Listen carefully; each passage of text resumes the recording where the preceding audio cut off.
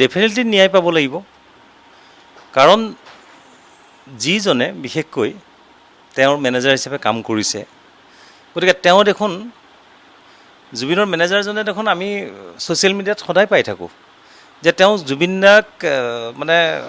শান্তিত থাকিবলৈ দিয়াৰ ক্ষেত্ৰত বা তেওঁ কষ্ট নাপাবৰ কাৰণে কিমান তেওঁৰ অনুৰাগীক তেওঁ তাৰমানে মিছবিহেভ কৰিছে আজিলৈকে যে লগ পাবলৈ দিব নোৱাৰে গতিকে ইমান কেয়াৰফুল এজন ব্যক্তিয়ে বা তেওঁ যিহেতু এজন মেনেজাৰ পদত আছে তেওঁৰ দায়িত্ব আছে তেওঁক সুৰক্ষা কৰি ৰখাৰ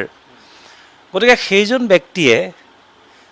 নিজে লগত যোৱাৰ পাছত লগত থকাৰ পাছত জুবিন গাৰ্গৰ আজি কেনেকৈ এইটো অৱস্থা হ'লে পাৰে সেইটো ন্যায় ডেফিনেটলি লাগিব আৰু তাৰ সেই গোটেই চক্ৰান্তটোত মই নকওঁ যে কোনোবাই তেওঁক গতিয়াই ঠেলি পেলাই মাৰিছে বিষ খুৱাই মাৰিছে মই সেইটো ক'বলৈ যোৱা নাই কিন্তু আল্টিমেট জুবিন গাৰ্গ আজি আমাৰ মাজত নাই গতিকে তেওঁ নোহোৱাটো কিন্তু তেওঁক ঈশ্বৰে মাৰি নিছে বুলি আমি ক'ব নোৱাৰোঁ তাৰমানে আওপকীয়াকৈ তেওঁক আল্টিমেট মাৰ্ডাৰ কৰা হৈছে গতিকে এই ক্ষেত্ৰত কোনো ধৰণৰ আপোচবিহীনভাৱে আচলতে সেই ন্যায় পাব লাগে পৰিয়ালটোৱে পাব লাগে ন্যায় জুবিন গাৰ্গৰ আত্মাই ন্যায় পাব লাগে গতিকে সেইটো কথাত কিন্তু সকলো একমত হ'ব লাগে সকলো ওলাই আহিব লাগে আৰু এইটো মাননীয় মুখ্যমন্ত্ৰী ডাঙৰীয়াক কৰজোৰে প্ৰাৰ্থনা কৰি পেলাই কৈছোঁ যে তেখেতে যাতে এই ক্ষেত্ৰত কোনো সুৰুঙা নথকাকৈ বিহিত ব্যৱস্থা গ্ৰহণ কৰে কাৰণ আমি দেখিছোঁ বহুতো ক্ষেত্ৰত বহুতো সুৰুঙা থাকে গতিকে সেই সুৰুঙা লৈ পেলাই বহু ব্যক্তি পাৰ হৈ যায় সেইবিলাক ছ'চিয়েল মিডিয়াত বা নিউজত আমি সদায় পাই থকা কথা জুবিন গাৰ্গৰ ক্ষেত্ৰত জুবিন গাৰ্গ কোনো জাতি ধৰ্ম বৰ্ণ কোনো তাত কথা নাই জুবিন গাৰ্গ সকলোৰে কাৰণে জুবিন গাৰ্গ গতিকে কোনো দল সংগঠন পাৰ্টি চৰকাৰ বেচৰকাৰ সেইবিলাক কথা তাত নাথাকে গতিকে জুবিন গাৰ্গে ন্যায় পাব লাগে আৰু এটা কথা আমি পাছত যিবিলাক তদন্ত পাইছোঁ তদন্তত মানে ছ'চিয়েল মিডিয়াত যিখিনি পাইছোঁ হোৱাটছআপ মানে মেটাৰ সেইবিলাকত যিবিলাক কথা পাইছোঁ তাত কিন্তু আমি এইবিলাক কথা পোৱা নাই যে এজন মেনেজাৰ হৈ বা জুবিন গাৰ্গক যোনে নিয়ন্ত্ৰণ কৰে টকা পইচাৰ পৰা বুলি শ্ব'ৰ পৰা বুলি আজি বিভিন্ন এডভাৰটাইজমেণ্টৰ পইচাৰ পৰা বুলি বিভিন্ন ক্ষেত্ৰত সেইটোতো এখন এক্সেল শ্বীট থাকিব লাগে তেওঁ যেতিয়া যিটো কাম কৰে সেইটো ডেইলি আপডেট হ'ব লাগে গতিকে আজি সেই চক্ৰান্তলৈ আহিবলগীয়া কথাই নাথাকে তেওঁলোকৰ তেনেকুৱা কিবা আছিল নেকি তেতিয়াহ'লে সেইটো তেওঁৰ আজি সেই মেনেজাৰ বা সেই দায়িত্বত থকা মানুহসকলে সেইখিনি ৰাইজৰ ওচৰত দাখিল কৰক যদি তেওঁলোক সত্য হয় তেওঁলোকৰ যদি কোনো ধৰণৰ জুবিন গাৰ্গক লৈ পেলাই ব্যৱসায়িক বা ব্যৱসায়টো থাকিব বাৰু সেইটো বেলেগ কথা কিন্তু যদি 2 নম্বৰী ব্যৱসায় নাছিলে তেতিয়াহ'লে ডেফিনেটলি এখন এক্সেল শ্বীট থাকিব নহয় যে ডে টু ডে কি কাম কৰিছে তাৰ এগেইনষ্টত কি খৰচ হ'ল কিমান পইচা পাব তেওঁ সেইখিনিও থাকিব লাগিছিলে সেইখিনিতো আমাক ৰাজহুৱা কৰা আজিলৈকে আমি দেখা নাইকিয়া কোনোদিনা আগতে ৰাজহুৱা কৰাৰ প্ৰশ্ন নাছিলে কিন্তু এতিয়াতো ৰাজহুৱা কৰাৰ প্ৰশ্ন আছে নহয় গতিকে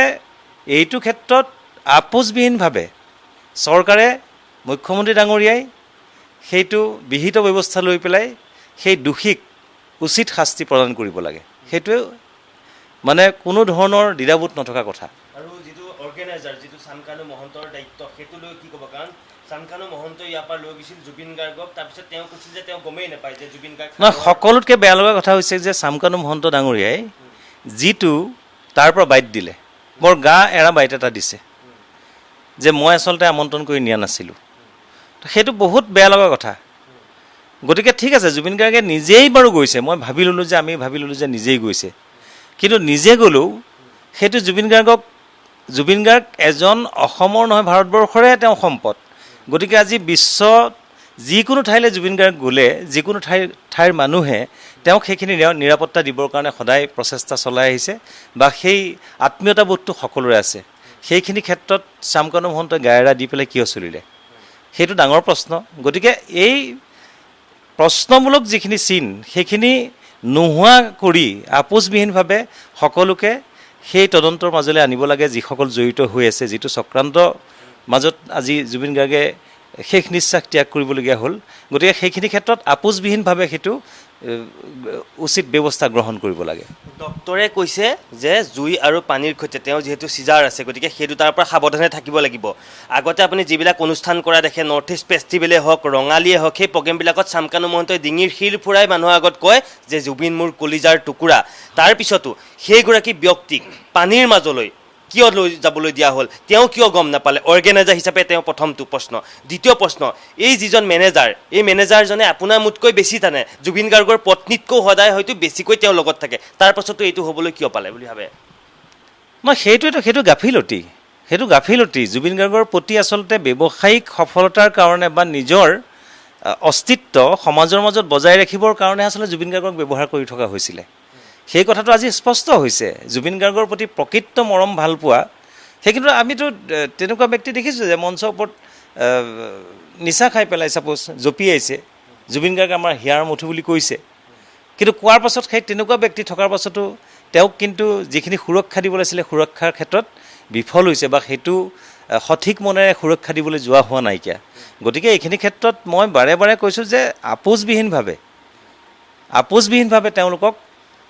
এই তদন্তলৈ আনিব লাগে, আনি পেলাই তাৰ উচিত ব্যৱস্থা গ্ৰহণ কৰিব লাগে।